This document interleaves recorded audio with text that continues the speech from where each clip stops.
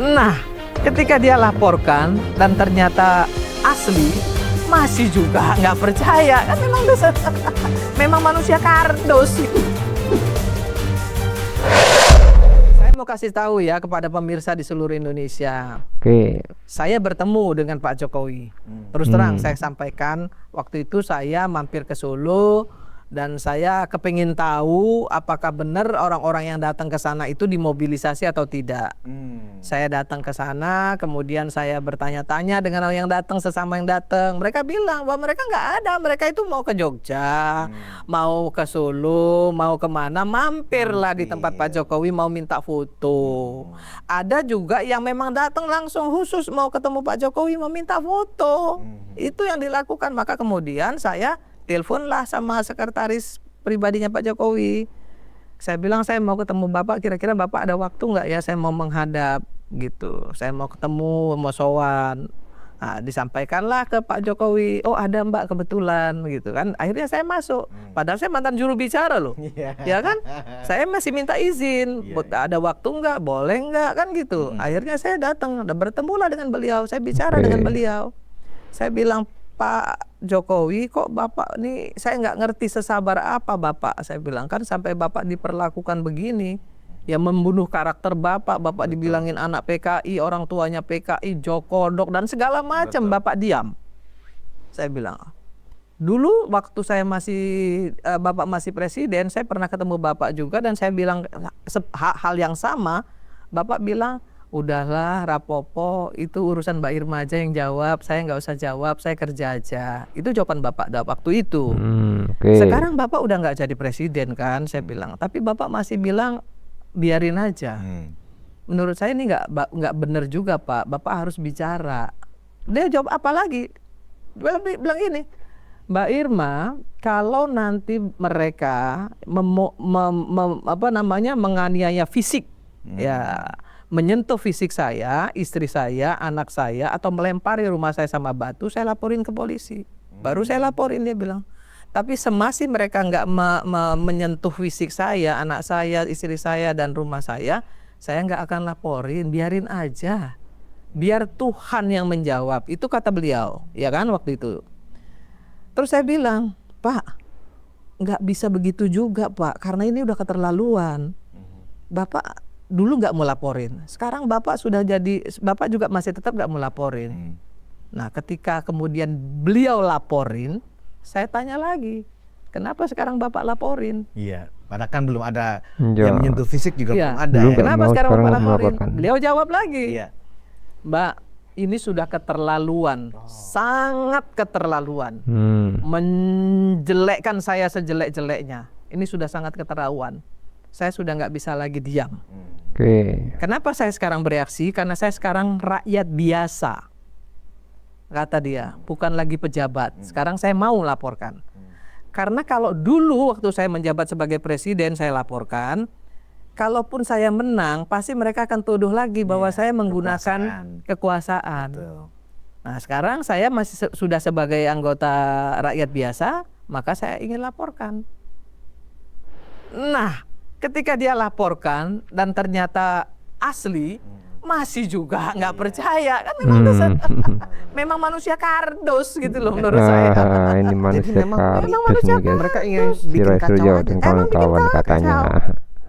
kalau tadi Iya kan kan? mengistilahkan tuh mereka tuh pengkhianat. Bayangin Jokowi dibilang apa namanya sama Rocky Gerung dibilang apa namanya presiden tolol, apa namanya itu? Bangsa tolol. Bangsa tolol. Bajingan tolol. Dia juga ngomongin Prabowo seperti itu kan? Sampai kemudian Prabowo marah dan disindir bahwa akademisi harusnya nggak boleh begini. Mana ada juga sih Bang akademisi yang ngomong, mohon maaf ya, ngomong kotor di iNews itu, ya kan, ngomong, aduh saya sendiri nggak sanggup ngomong begitu. Orang berhubungan intim dibilang ngomong dengan cara yang kasar seperti itu. Menurut saya itu bukan akademisi. Kalau akademisi nggak akan keluar dari mulutnya bahasa seperti itu. Orang-orang seperti ini harusnya tuh sadar dirilah ya. Bangsa ini sedang mengalami situasi yang tidak baik-baik saja. kondisi ekonomi dunia sedang amburadul. Bukan cuma kita loh. Saya kemarin waktu saya pulang dari Jerman itu Jerman tuh lagi demo. Demo kenapa? Demo banyak imigran yang datang ke Jerman sehingga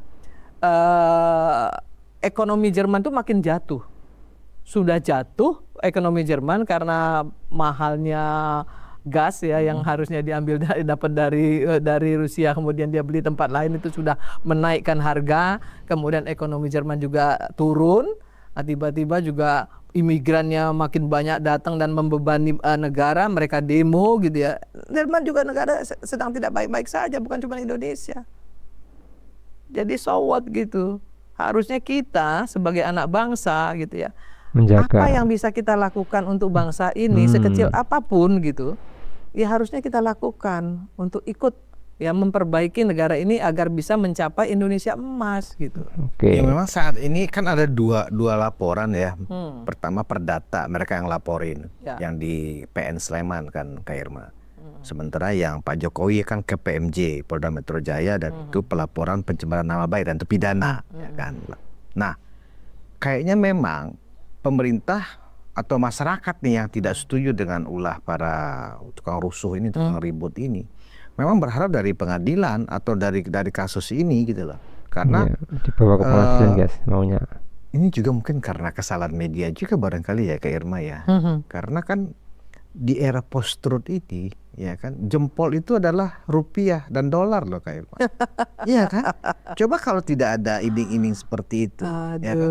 Karena kan sekarang kalau dulu kita sebagai orang media kan memang menganut azas itu good news is a bad news kan begitu. Nah ditambah dengan era new media seperti sekarang, di mana kanal YouTube seperti ini, TikTok ya kan, beberapa seperti Instagram, Facebook, X misalnya, itu kan memang menjadi industri. Televisi pun ya, kalau dia tidak memiliki kanal di YouTube juga nggak akan ditonton. Nah, ada suatu kenyataan yang nggak bisa ditolak dan dibantah oleh mereka-mereka yang memang mencari uang dari sosial media. Ini kan isu ini kan seksi. Banyak netizen ya butuh menyalurkan aspirasi sakit hatinya ini, ya kan, Kak Irma? Nah, ketika orang-orang ini mengkanal semua sakit hati itu dalam cerita ijazah palsu Pak Jokowi dengan banyak sekali bumbu-bumbunya, mereka tuh tersedot semua, sehingga apapun tayangan yang menyangkut kalau misalnya menjelek-jelekan Pak Jokowi dari 5 orang ini, kan? Dari Rosario, Tifa, Rismond, satu Egy Sujana sudah kayak udah sakit itu kawan itu ya kan. Itu sahabat saya. Beliau tuh sebenarnya beliau tuh dan tidak Rizal sehat. Fadila. Jadi seolah-olah ketika karena begini Karma, kenapa saya singgung ini? Karena mereka mengatakan begini, 5 orang ini mengatakan begini. Akhirnya apa yang kami sampaikan ini kan diterima oleh publik, disetujui oleh publik, terbukti dari seluruh tontonan-tontonan yang ada kami itu banyak ditonton orang, ribuan bahkan jutaan setiap episodenya. Jadi akhirnya mereka merasa ya dengan banyaknya like di masing-masing program yang ada, baik di TV mainstream yang ada YouTube-nya maupun di podcast-podcast, itu diakumulasi oleh kawan-kawan pengacau ini sebagai bukti bahwa ya kan rakyat, netizen mendukung mereka dibanding misalnya kayak Ruang Konsensus, kayak Unpacking Indonesia, kayak Cokro TV tetangga sebelah ya kan. Ketika mencoba menarasikan hal-hal yang edukatif, sepi penonton katanya kan gitu. Ini TikTok saya bicara baru tadi malam sudah 600, sudah mohon maaf nih ya, sudah hampir 700 yang nonton nih. Soal bagaimana saya mengatakan ya, nih ya saya ini judulnya nih. Setelah Bareskrim menyatakan ijazah Pak Jokowi asli, oknum-oknum ini masih tidak berhenti memaksakan kehendak. Mereka pakai hukum rimba, saya bilang. Panci mana panci, bicara moral.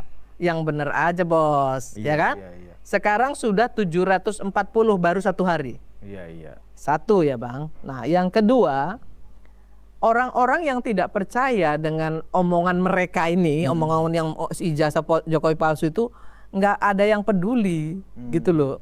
Emang gue pikirin gitu, nggak ada yang mau ini, nggak mau speak up, biar bodoh amat lah. Pokoknya gue percaya Pak Jokowi kan gitu. Nah, cuman orang-orang yang sedikit ini gitu, yang sejuta, mungkin dia bilang sejuta ini yang dia akuin ini. Nah, ini dia di atas namakan 360 juta loh penduduk Indonesia ini, Bang. Dibandingin 1 juta mereka yang diam itu, bukan berarti mereka nggak mendukung mereka. Justru yang diam itu nggak mau peduli. Mereka nggak percaya orang-orang ini, gitu loh. Mereka nggak mau ngapain, gitu. Orang nah, mohon maaf, orang yang dianggap nggak waras gitu, mereka nggak peduli kok. Banyak di kanal TikTok saya tuh. Sampai mereka bilang, udah Bu Irma nggak usah digubris lah, orang kayak orang edan, kayak orang macem-macem yang diomongin disampaikan ke kanal TikTok saya. Oke guys, ini memang sangat sekali Bu Irma kata-katanya ke Roy Suryo dan kawan-kawan.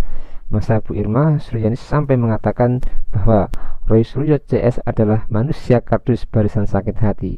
Ini kan namanya sakit tapi tak berdarah, sampai ke ulu hati sakitnya guys. Memang cerdas sekali omongan Bu Irma ini, karena saking geramnya dia soal tuduhan ijazah palsu ke Pak Jokowi. Jadi tadi juga sempat mengatakan bahwasanya Presiden ke-7 Joko Widodo sebelum resmi melaporkan kasus tudingan ijazah palsu ke polisi, Irma pun menyinggung Roy Suryo dengan kasus panci yang pernah membelenggunya beberapa tahun silam. Dikutip dari tayangan YouTube Zulfandin dan Unpacking Indonesia, Irma Caniago tegas menyebut Roy Suryo sebagai pengkhianat bangsa, sebab kata Irma, Roy Suryo CS bak meremehkan institusi Polri terkait kasus ijazah Pak Jokowi.